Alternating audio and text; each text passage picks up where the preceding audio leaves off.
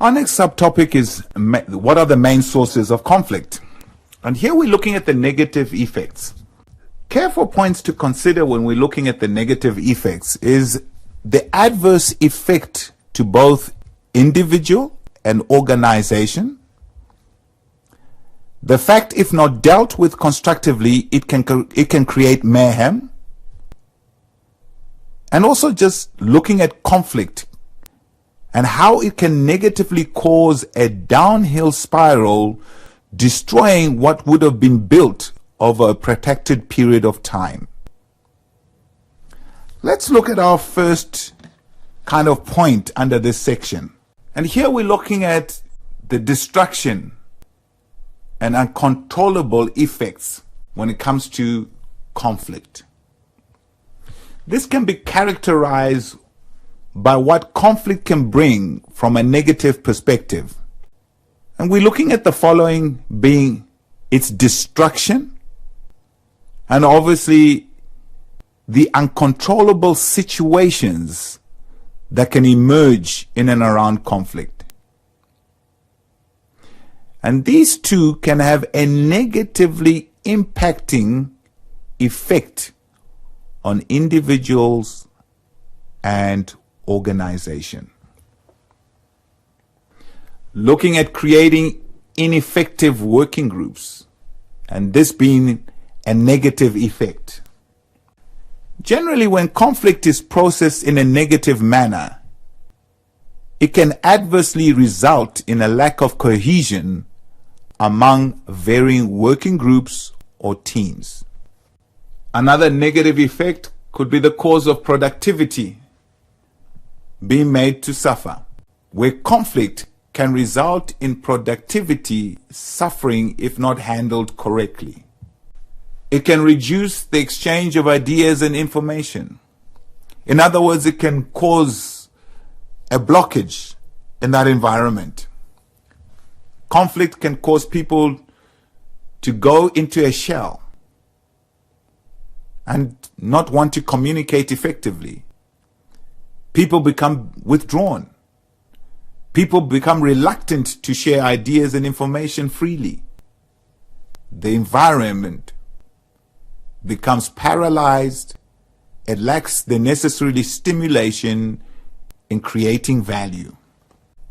It can have an effect of animosities developing, symptomatic to or disturbing relationships when it comes to animosities. Issues of disunity among team members, hostilities amongst peers, enmity between manager and subordinate, antagonism between management and the workers, bad blood between former friends. And so that's the negative side of conflict and its impact. It could be the breakdown of communication. Conflict can be the cause of breakdown of communication as a result of the following.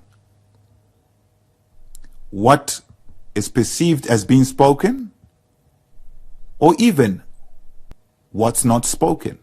People may have different interpretation of those. Next point would be the divergent thinking between different parties. Another point would be the different beliefs and values that are clashing. Another point could be the non-verbal messaging. And in this section, the last point would be poorly constructive communique.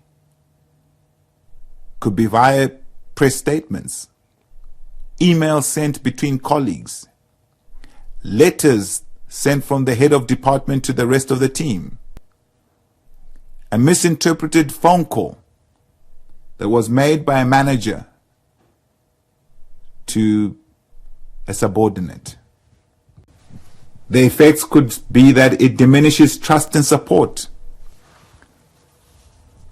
And conflict can impact individuals and organization in resulting in a lack of trust in the team, diminishing confidence between peers, a lack of conviction to follow through with new emerging ideas. And our last point on this subsection is competition.